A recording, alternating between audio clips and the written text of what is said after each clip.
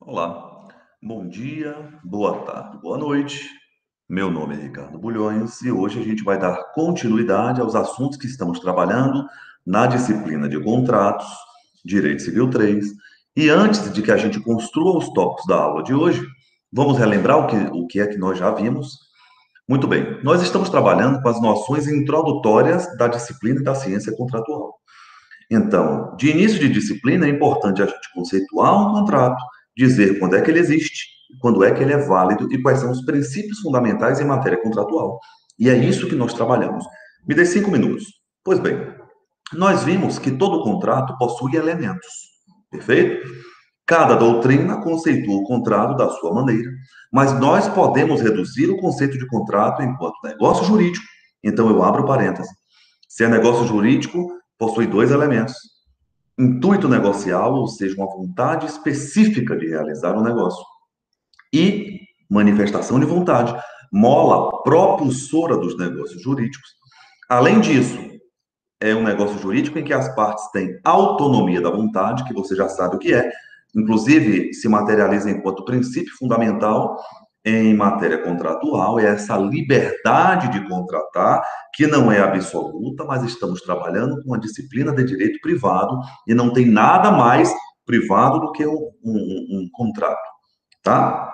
Então, negócio jurídico em que as partes têm autonomia da vontade, buscando regular efeito patrimonial, tá? Só que agora, limitados pela função social do contrato e pela boa-fé objetiva.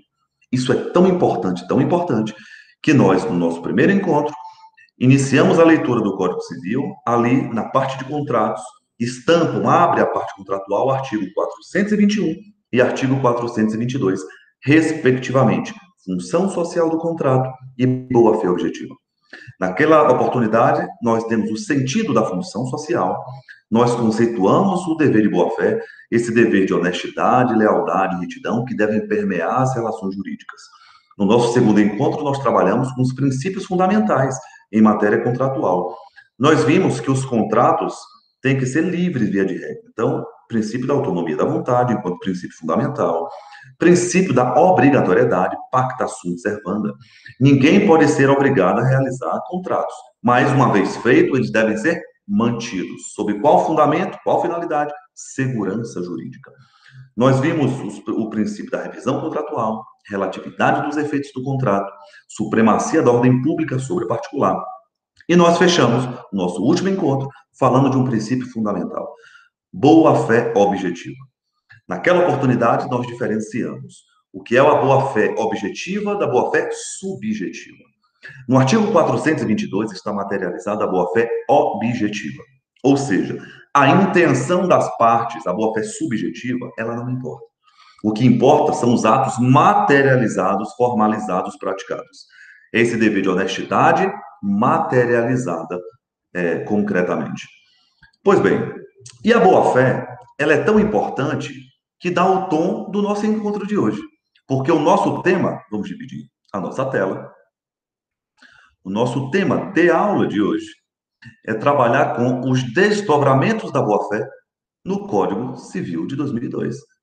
Com isso que nós vamos trabalhar. Vem comigo. Os desdobramentos da boa-fé no Código Civil de 2002. Tá bom?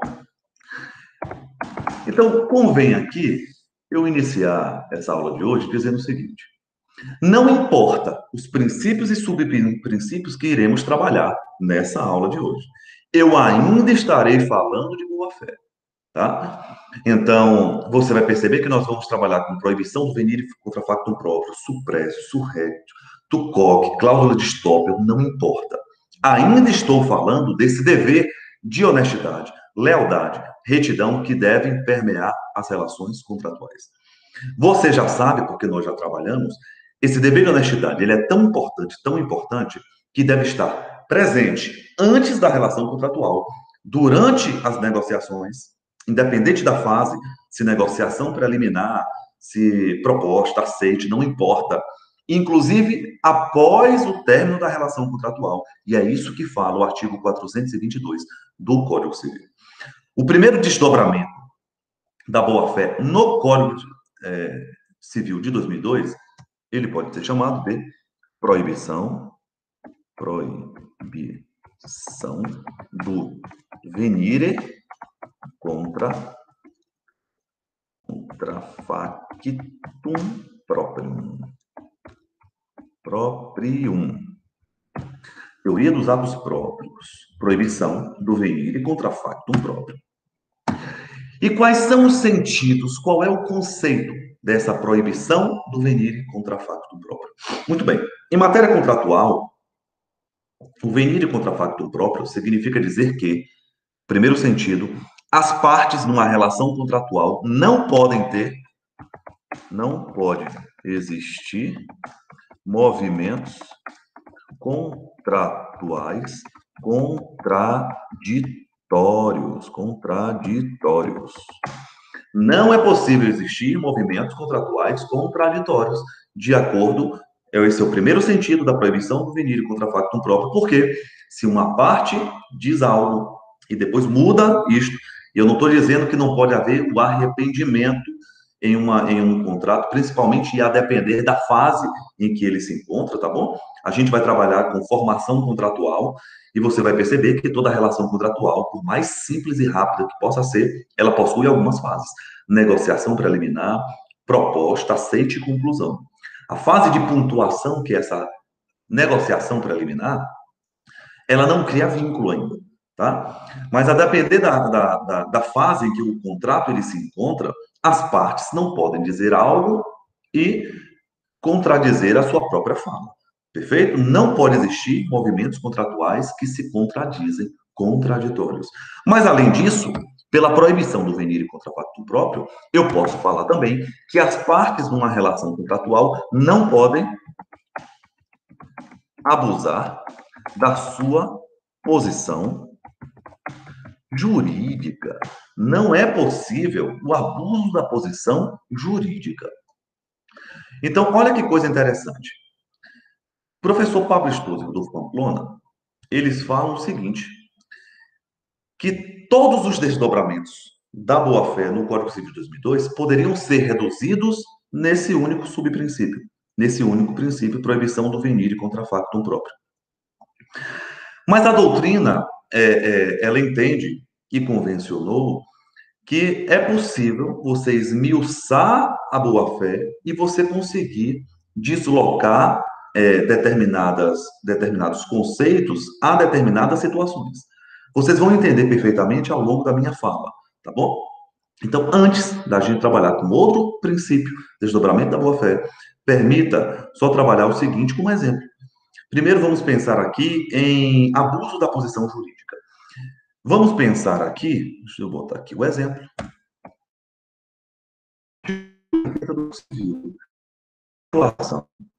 Você trabalhar existindo das partes,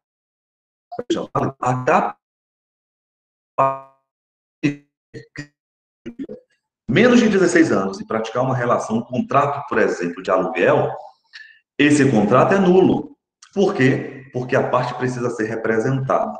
Perfeito? Não gera efeito. Agora, se o indivíduo tem 17 anos e pratica o mesmo negócio, a consequência não é a nulidade absoluta. O contrato não é nulo. Ele é anulável. Porque a parte pode, desde que seja assistida. Perfeito? Existe um prazo prescricional para você, inclusive, sanar esse vício nesta relação contratual. Agora, pensemos aqui comigo. Exemplo 1. Digamos que eu, com 17 anos, formule uma compra e venda de uma moto. Eu vá numa concessionária, na Shinerai, compre a moto com 16 anos, pratiquei o negócio. No outro dia eu ligo para a concessionária e digo, concessionária, eu não vou pagar. Por quê? Porque eu sou relativamente incapaz. Perceba, eu estou abusando, e pode ser considerado um abuso, da minha própria posição jurídica. Isso não pode. Então, esse negócio, ainda que eu seja relativo incapaz, ele seria mantido, porque eu não posso abusar da minha posição jurídica. Perfeito? Eu estou violando aqui o venire contra factum próprio. Há uma proibição do venire contra factum próprio. Eu não posso abusar da minha posição jurídica. O outro sentido que se tem a este princípio significa que nos contratos eu não posso ter movimentos contraditórios. Como é que eu estou numa negociação? Eu formulo uma proposta, digo que farei algo e depois eu mesmo me contradizo. Eu não pratico, eu não faço. Se eu for formalizar um contrato de compra e venda, eu materializei que vou entregar determinados documentos relativos àquela determinada terra e não o faço, não é possível existir movimentos contratuais contraditórios. Tudo isso, os dois sentidos, significa dizer que eu não posso violar objetivamente esse dever de honestidade, lealdade e retidão que devem existir, perdurar na relação contratual. Perfeito? Vamos lá. O nosso segundo princípio, ele se chama suprécio. Suprécio. Suprécio vem do termo supressão. Olha o que é interessante. A suprécio, antes de explicar, eu preciso dizer, ela não se confunde com os institutos com a prescrição e decadência.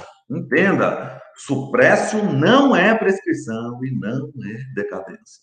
E por que eu estou iniciando a fala dizendo isso? Porque a suprécio e na suprécio, o indivíduo perde, é a perda do direito pela falta de exercício.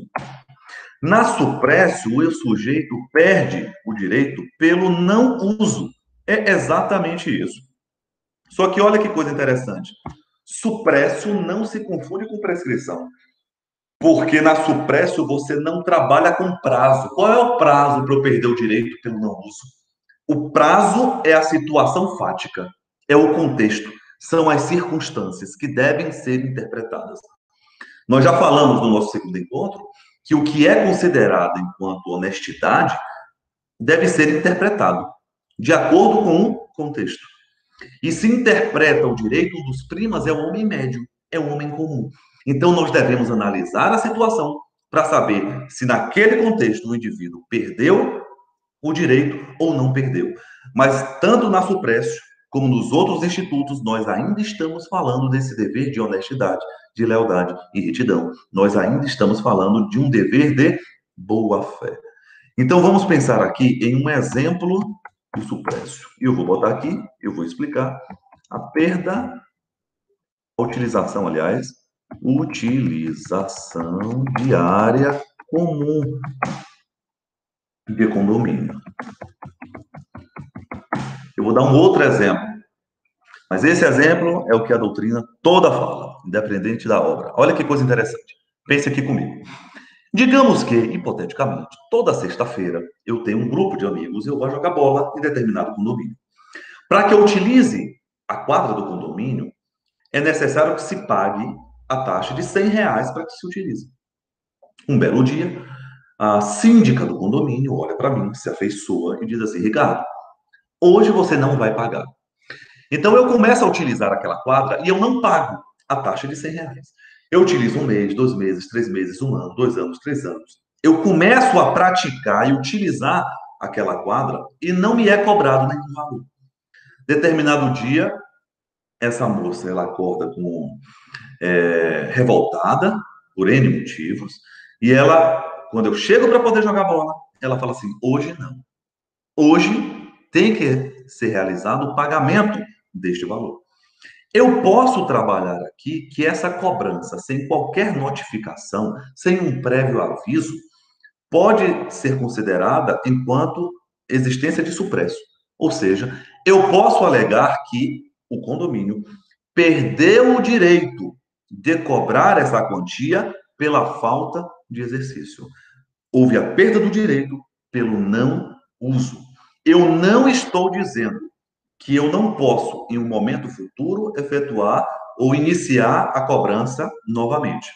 Mas eu estou dizendo que pode ser considerado uma violação da boa-fé, desse dever de honestidade, e que, neste contexto, a parte perder o direito pela falta de exercício é isso que é suprécio. Geralmente, em uma aula, o aluno me pergunta, mas qual é o prazo? Não tem. O prazo deve ser interpretado de acordo com o contexto sobre o prisma do homem médio, o homem comum. O que, naquela situação, pode ou não ser considerado enquanto perda do direito. A suprécio é um argumento para que não haja cobrança neste meu exemplo. Perfeito? Mas você aplica esse princípio em qualquer situação. Então pense aqui comigo. Vamos pensar em um exemplo que a doutrina não trabalha, mas que talvez possa ser utilizado para que você possa fixar a matéria. Pense aqui comigo. Digamos que determinado indivíduo, João, ele esteja casado durante 30 anos com a mesma pessoa, a fulana B. João e fulana B. Eles, todos os dias, já têm o costume de caminhar em determinada avenida de determinada cidade. E eles caminham de mãos separadas. João caminha de um lado e fulana B caminha de outro. Eles nunca, durante 30 anos, tocaram na mão um do outro. Um belo dia, fulana B, enciumada, vai e pega na mão de João. O que é que João vai alegar? Opa, para, não pode. Suprécio. Você perdeu o direito de pegar na minha mão pela falta de exercício, pelo não uso. Brincadeira à parte, esse é um excelente exemplo para que a gente possa pensar a existência do Instituto da Suprécio. Perfeito? Vamos lá. Nós já estamos trabalhando aqui com a proibição do venire contra factum próprio, que você já sabe o que é, suprécio, e agora o outro instituto. Vem comigo, não se perca. É a surrectio. Surrectio. Olha que coisa legal. A doutrina vem dizer que se por um lado você perde o direito pelo não uso, pela falta de exercício, a outra face da moeda é você adquirir o direito pelo uso contínuo, pela prática continuada. E é isso que é a surrectio. Vamos botar? É a aquisição do direito pelo uso contínuo, pela prática continuada. É isso que é a surrectio, uso contínuo. Eu tenho um excelente exemplo para que a gente pense o Instituto da Surrectio. Artigo, você que já saiu da disciplina de obrigações, você já viu isso? Relembre aqui comigo, artigo 330 do Código Civil. Olha que coisa legal. Pense aqui comigo. Vamos ver, uso contínuo, prática continuada. Então, pense aqui comigo. Digamos que um indivíduo tem assinado um contrato, formalizou no instrumento, tem dizendo assim, ó, local de pagamento daquela quantia, todo dia, primeiro, em determinado supermercado. Então, no primeiro mês, os indivíduos vão para determinado supermercado e o pagamento é feito. Só que no segundo mês, no terceiro mês e nos meses subsequentes, apesar de que no instrumento contratual está escrito que o local de pagamento é X, os sujeitos acabam realizando o pagamento em outro local, digamos que num parque de diversões. Então, no segundo mês, embora no instrumento esteja escrito expresso o local de pagamento X, nós temos um outro local de pagamento que está sendo realizado.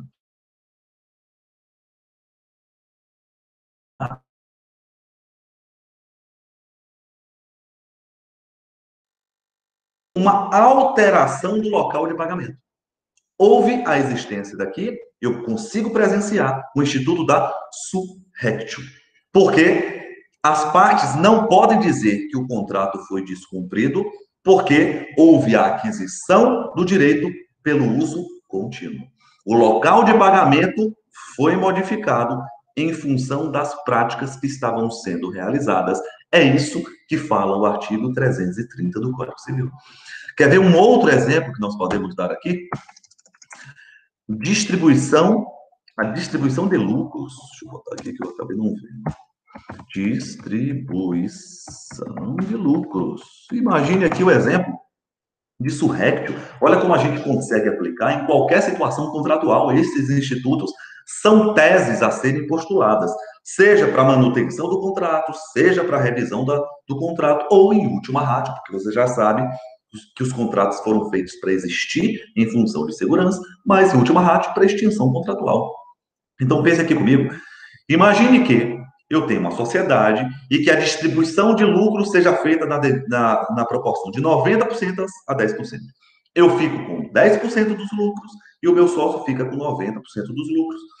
Só que esse sócio gosta tanto de mim, me admira tanto, que ele diz: Ricardo, a partir de agora, a gente vai distribuir, embora esteja expresso a distribuição 90-10, a partir de hoje é meio a meio. E nós passamos ano após ano dividindo os lucros meio a meio. Aí, digamos que em um belo dia, ele acorda e fala assim: opa, hoje não, a partir de agora a gente vai voltar para o que está escrito. Eu posso defender que eu adquirir o direito da distribuição meio a meio em função da prática continuada, em função do uso contínuo. Houve aqui a existência do Instituto da Surrectio. Perfeito? Olha o que é interessante. Eu iniciei falando algo que talvez agora você possa compreender. A doutrina fala que todos os desdobramentos da boa-fé poderiam ser resumidos pela proibição do venire contra factum próprio. É a grande verdade. Sabe por quê? Porque em todos esses exemplos, eu consigo ver o abuso da posição jurídica ou movimentos contratuais contraditórios. Você perceba o que é que eu falei? Vamos lá. Se você já entendeu o que é a proibição do venire contra factum próprio, se você já sabe o que é supresso, supressão, surrecto, aquisição do direito pelo uso contínuo, agora convém a gente trabalhar com outro desdobramento. Tucoque. Tucoque vem da expressão tucoque brutus, filime, até tu brutus. O que é que aconteceu neste contexto? Nós temos um indivíduo que foi esfaqueado por um parente. Perceba, no Instituto da Tucoque, em matéria contratual, nós temos o rompimento, anote isso, rompimento da confiança, por isso que é boa-fé, colocando uma das partes em desvantagem. Tem doutrina que traz extrema onerosidade, eu não trabalho com isso. Eu gosto de pensar em desvantagem. Tucoque é o rompimento da confiança, colocando uma das partes em desvantagem. Aqui você pode pensar em qualquer situação. Digamos que o determinado sujeito formule um contrato de empréstimo, mas as partes acabam rompendo aquela confiança gerada. O indivíduo confiava plenamente que determinado ato seria feito e há um rompimento desse elo de confiança presente e existente entre as partes, colocando uma delas em desvantagem. Digamos que assinou algo que desconhecia ou que não sabia que seria tão oneroso. Você pode evocar o DOCOC e solicitar, por exemplo, a revisão contratual. Eu consigo pensar em um exemplo atual. Pense aqui comigo. Eu não conheço o contrato de Neymar com o Barcelona. Na verdade, eu nem vi esse contrato, tá? Mas eu sei que foi objeto de disputa. Até hoje, inclusive, está sendo discutido na Espanha o rompimento de contrato, a aplicação de multa, enfim, tem várias coisas. Mas vamos pensar aqui, vamos criar aqui uma tese aqui comigo, tá? Neymar tinha uma multa de rompimento contratual. Se eu não me engano, de 200 milhões de euros. Então, qualquer time que pagasse ao Barcelona 200 milhões de euros poderia tirar Neymar do Barcelona. Como o fez o Paris Saint-Germain. Pagou a multa e tirou Neymar. Agora, pense aqui comigo. Você pode não concordar. Você pode não gostar do menino Ney. Agora, naquele momento em que Neymar saiu do Barcelona, naquela fração do campo e com a sintonia que ele tinha de time, ele era insubstituível. E o Barcelona não tinha interesse nenhum, por mais dinheiro que fosse entregue ao Barcelona, de tirar Neymar do time. Tanto que propôs renovação, o time queria que ele continuasse. E eu me recordo que Neymar, durante um mês, ele ia para a televisão e falava: fique tranquilo, eu vou ficar. Eu me recordo que na semana que ele rompeu com o Barcelona, ele foi no vestiário e disse: gente, é tudo mentira, eu vou ficar. Ele foi no Instagram, fazia vídeo, os colegas faziam vídeos, Neymar do Barcelona. Ele disse para a diretoria que ia ficar. Num belo dia, ele acorda e todo mundo descobre que Neymar pertencia ao Paris Saint-Germain. Entenda, não importa o que está escrito. O que importa é que, naquele contexto, eu consigo vislumbrar que houve uma quebra da confiança gerada, colocando uma das partes em desvantagem. Por mais dinheiro que o Barcelona tenha recebido, a história nos mostrou que o Barcelona gastou rios de dinheiro tentando recompor a estrutura do time e naquele momento passou um ano todinho sem conseguir. Trouxe outros jogadores, mas não conseguiu atingir a excelência que se atingia naquela estrutura, com aquela sintonia de jogadores. Então, eu consigo perceber aqui a quebra da confiança, colocando uma das partes em desvantagem. Eu consigo perceber a violação do Tucoque. Esse é um princípio que pode ser aplicado a qualquer situação. Olha que coisa legal. Nós já estamos trabalhando aqui, vamos voltar. Proibição do venire contra facto próprio. Não pode existir movimentos contratuais contraditórios, não pode ter o abuso da posição jurídica. Supressão, perda do direito pela falta de exercício. Não existe prazo, não deve ser confundido com prescrição e decadência. Surrectio, a outra face da moeda, aquisição do direito pela prática continuada. Nós temos o tucoque, o rompimento desta confiança contratual, colocando uma das partes em desvantagem. Perceba que nós ainda estamos falando de boa-fé. Tudo isso, por isso que o tema da aula de hoje é desdobramentos da boa-fé no Código Civil de 2002. E o outro princípio é um princípio que eu adoro. O princípio é o exceptio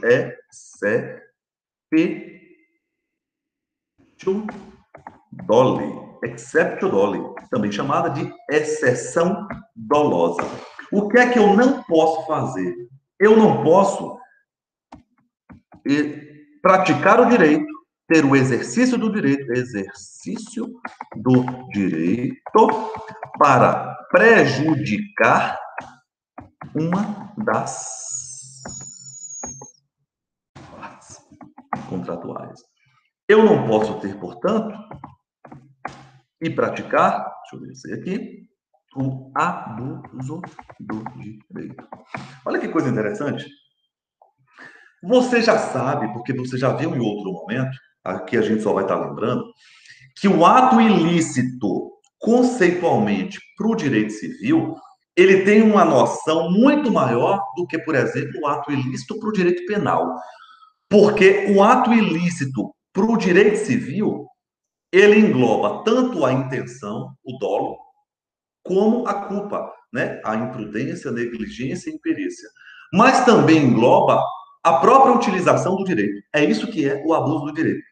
Então, existem situações que as partes praticam o que está previsto em lei, utilizam-se do direito, mas essa utilização do direito acaba violando o direito da outra parte. E o abuso do direito é considerado uma violação da boa-fé. Portanto, não é possível. Quer ver um bom exemplo que nós temos? Vou dar aqui dois. Mas eu gosto do exemplo.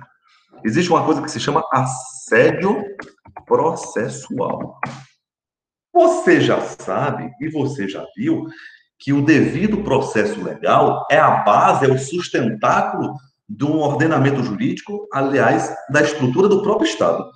Se eu for pegar ali princípios como ampla defesa e contraditório, são princípios que possuem mais de 500 anos.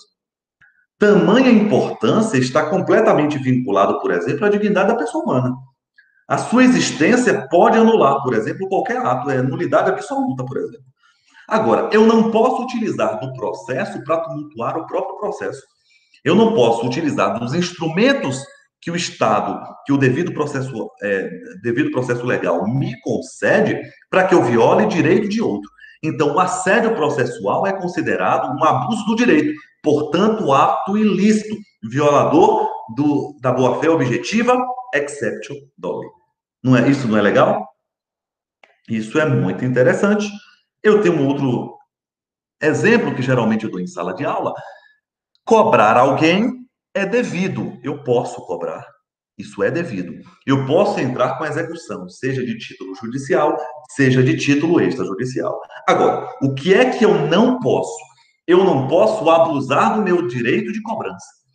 Será que eu posso ligar todos os dias, de 30 em 30 minutos, durante 24 horas, para o meu devedor? A resposta para isso é não. Eu posso cobrar, mas não posso abusar deste direito. Eu não posso, por exemplo, chegar para o devedor X e na cobrança colocar o outdoor e a foto dele. E botar assim, ó, fulano X me pague, hashtag devedor. Isso é possível? A resposta para isso é não. Isso se configura um abuso do direito. Exceptio doli, não posso praticar o direito para prejudicar nenhuma das partes. Olha que coisa legal. Number 6. A outra. Desequilíbrio do exercício do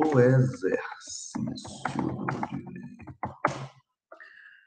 Vai ser tema de aula, porque eu vou falar da Lei de Liberdade Econômica, só que eu vou falar tecendo críticas.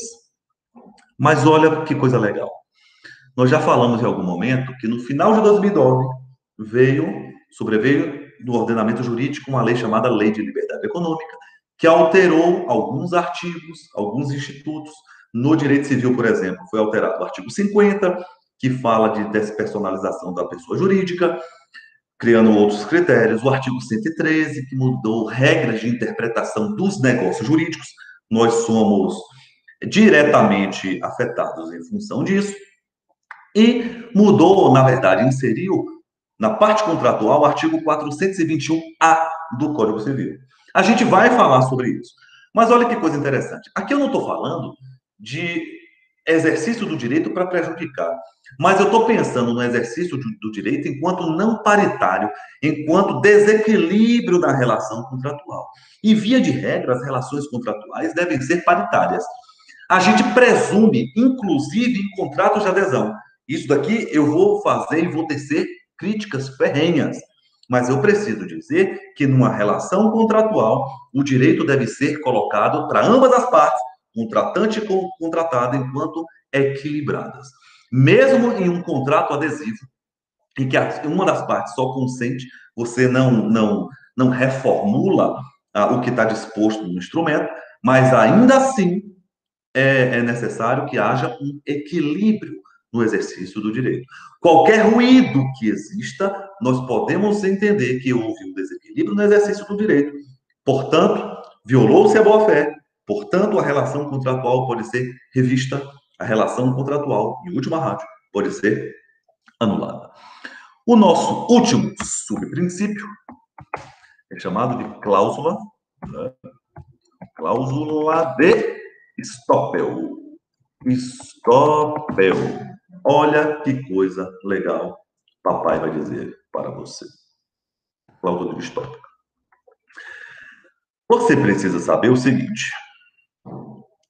Geralmente, sala de aula me pergunta, Ricardo, lindo tudo isso que você está dizendo. Só que eu quero saber em contratos que tenham enquanto uma das partes, ou ambas as partes, multinacionais, a boa-fé também deve existir?